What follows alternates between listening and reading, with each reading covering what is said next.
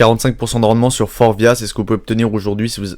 45% de rendement sur 45% de rendement, c'est ce que vous pouvez obtenir aujourd'hui si vous investissez sur Forvia. Alors est-ce que c'est une entité intéressante à mettre en portefeuille ou en watchlist? On va regarder ça tout de suite. En premier lieu, on peut voir que c'est une entreprise qui bouge pas trop, hein. C'est-à-dire que si on regarde quand même depuis un peu plus de une dizaine d'années, on voit qu'elle a rien fait du tout. Donc on voit quand même que depuis 2014, on était à peu près sur le même niveau de prix, c'est-à-dire à peu près donc 20 euros entre 13 et 20 balles. Et donc aujourd'hui, on est retombé à peu près sur le même niveau de prix. Donc on va essayer de comprendre pourquoi ensemble. Donc déjà, qu'est-ce que c'est que Forvia? Donc c'est un fabricant de pièces automobiles. Donc on va pouvoir le retrouver. C'est que Forvia, donc c'était Faurecia et Hella qui annoncent donc le nom du 7e équipementier mondial qui donc forme Forvia en 2022. Et donc on voit quand même que depuis 2022, on a eu une sacrée baisse de l'automobile, même si on sait que quand même 2022 et 2023 avaient été de très très bonnes années, en tout cas pour elle et Stellantis. On voit d'ailleurs qu'elle a doublé son prix, on le voit en 2023, elle a été tombée donc en septembre 2022 à 12 euros par action, et puis elle était remontée jusqu'à 25, ce qui donc fait à peu près 1 fois 2. Donc aujourd'hui on est sur une entreprise qui donc n'arrive pas forcément à bien se tenir, donc on va essayer de comprendre ensemble pourquoi.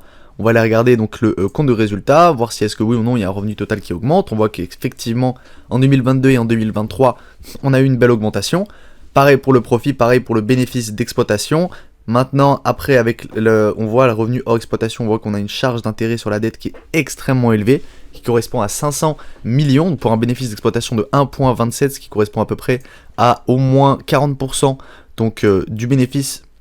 Donc on va aller regarder ça tout de suite. La dette totale, on arrive sur à peu près 11 milliards de dette totale avec un total d'equity à 6,17. On est sur une entreprise donc, qui cote à la moitié de ses actifs. Donc on va essayer de comprendre qu'est-ce qu'il y a dans ses actifs. On va voir un petit peu qu'on a 4 milliards en liquidité, ce qui nous donne une dette nette à 7. Et ensuite, on va aller regarder un petit peu les immeubles et les investissements à long terme. Donc on est à peu près sur 5,8 milliards d'investissements à long terme, donc d'immobilisation comme des usines, etc., des machines. On va aller voir un petit peu le cash flow, voir si est-ce que oui ou non il y a une augmentation. On voit que le cash lié aux activités d'exploitation, il avait tendance à pas énormément bouger, donc de 2017 à 2021. Et ensuite on voit que 2022 et 2023 étaient toujours une extrêmement bonne année pour Forvia. Maintenant, qu'est-ce qu'elle a fait avec ce cash? On voit qu'elle a une dépense d'immobilisation qui est de plus en plus élevée, donc qui correspond à peu près à entre 60, 70, peut-être même 80% donc du cash lié aux activités d'exploitation. Et ensuite le reste, qu'est-ce qu'on en fait? Est-ce qu'on verse un dividende ou pas? On voit qu'on verse un dividende, on voit que maintenant c'est plus le cas, hein, le dividende il a été coupé.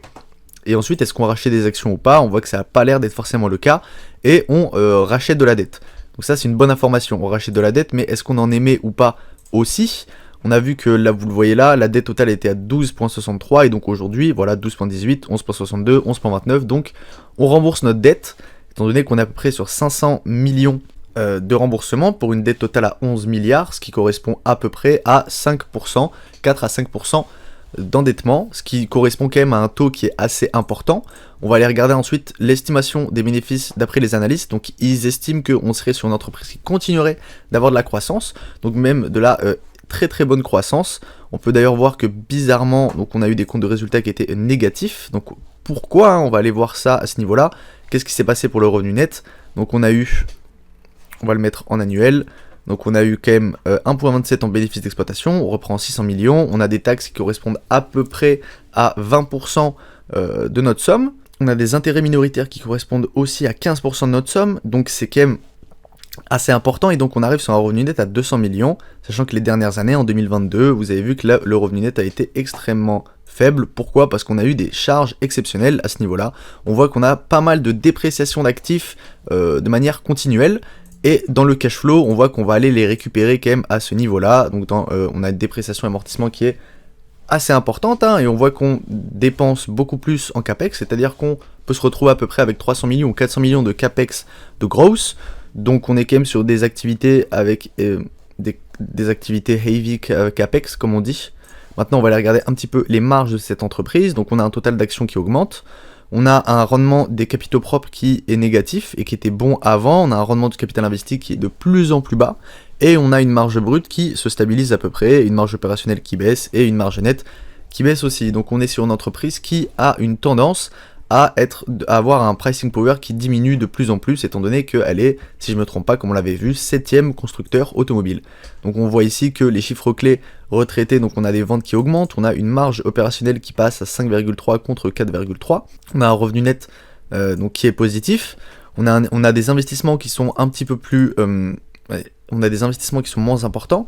On a un flux de trésorerie net qui est beaucoup plus important, on le voit à ce niveau-là, donc ce qui nous donne à peu près une marge nette à 2,4% en tout cas sur les free cash flow.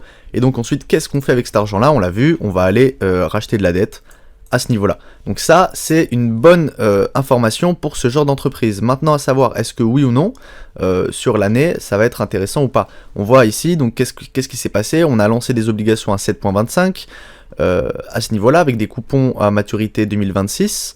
Ensuite, on a eu des négociations pour la cession potentielle d'une partie de son activité post-traitement des gaz d'échappement.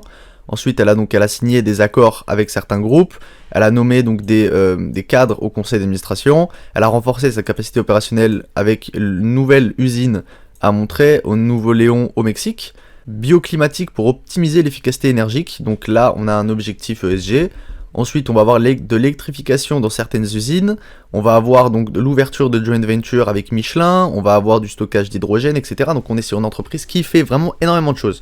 Ensuite, on voit ici, Forvia, Michelin et Stellantis ont annoncé la signature d'un accord engageant permettant à Stellantis de prendre une participation 33% de Symbio, leader de la mobilité hydrogène zéro émission, et Forvia et Michelin resteront actionnaires à hauteur de 33,3% chacun. Donc on a plein de joint venture avec l'acquisition de Stellantis, etc. Elle recevra un montant de 150 millions d'euros qui contribuera à son programme de cession d'actifs d'1 milliard d'ici à la fin de l'année. Donc pourquoi est-ce qu'il y a une cession d'actifs? Possiblement on a des actifs qui ne rapportent pas d'argent et qui aujourd'hui ont peut-être encore une valeur et donc sont vendus. Ensuite on le voit ici, elle confirme qu'elle réalisera son cession d'actifs jusqu'à la fin 2023, donc ce qui a normalement été le cas. Ensuite, on voit à peu près, voilà, Forvia et BYD ont donné un coup d'accélérateur à leur partenariat avec la construction d'une nouvelle usine d'assemblage de sièges en Thaïlande, sachant que BYD, c'est le premier constructeur chinois de véhicules électriques. Et donc, ça conforte les deux entreprises sur le marché asiatique. Et donc ça, c'est une bonne information pour nous. Ensuite, on voit qu'on a l'acquisition d'autres groupes, etc. On a une note de BB de Moody's et de Ba2+, donc des perspectives qui sont passées de négatif à stable par les deux agences de notation. Donc ça, c'est intéressant pour nous. Ensuite, on a d'autres innovations, etc. On a le succès d'une transaction, c'est dans son partenaire de longue date, une partie de l'activité post-traitement des gaz d'échappement. Donc ça, c'est ce qu'on a vu en bas, pour un total de montant de 200 millions d'euros. Donc on a la cession conjointe de Hella pour à peu près 600 millions d'euros. Ensuite, on a des nouvelles plateformes industrielles, etc. Et donc ensuite là, on a des petites récompenses.